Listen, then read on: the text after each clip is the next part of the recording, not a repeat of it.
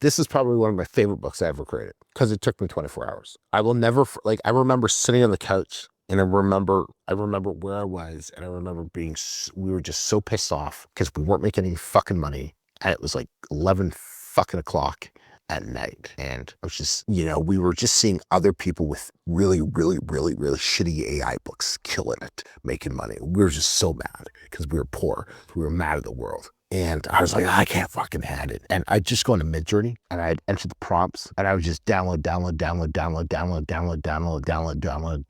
And I gave Mariana 50 images, like, fucking put them in the book, publish it. She's like, no editing, who cares? I just don't care anymore. And that book, doing that made us $41,000. $15,000 was spent on ads. We have a profit of $25,000.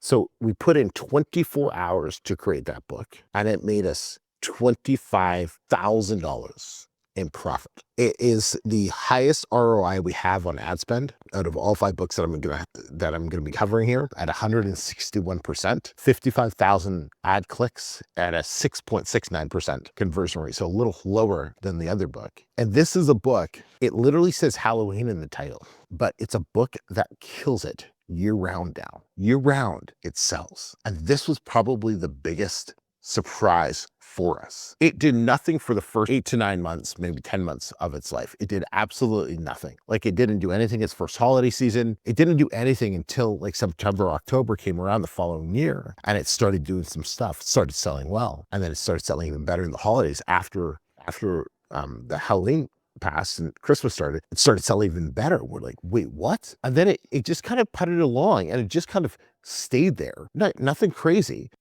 but it was just kind of doing its thing, like, $500-600 a month. And we're like, why is this book still doing something? And then I think 2 years ago is when it really just took off. And then last year, we had a bigger ad budget. We were able to, and I just understood ads better. We just made it explode. We also started doing it on TikTok and started doing well on TikTok, which was really key as well. But I think the lesson that you would take from this book is sometimes quick and easy works, right? It has a 4.6 review rating, or 4.5, like nothing crazy, but it sells and people enjoy it. By any means, I'm not endorsing like just spend the shortest amount of time you can on a book, but low content books and coloring books and whatnot, the business model is throw shit on a wall and see that sticks. That's the business model. I don't care who you are. That's what it is. And that shit stuck. Forever grateful for it. We love it. We laugh about it all the time, because the amount of stress and everything and blood, sweat, and tears we put into all our other coloring books, the amount of editing we put into all